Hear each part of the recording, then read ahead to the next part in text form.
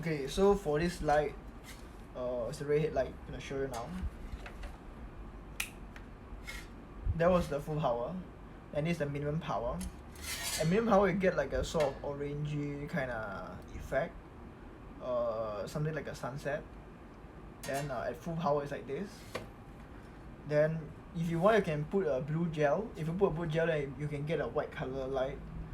And then I will actually propose to you a softbox, a 150 cm times 120 cm softbox. So with the softbox, you can do soft light lah. This is now a spotlight kind of mode. This one you can zoom in and zoom out. I mean like you can make it narrow as in spot.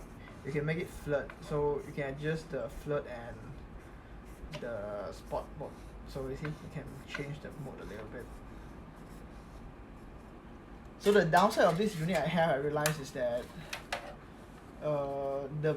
somehow the on off, it doesn't off if I put it minimum.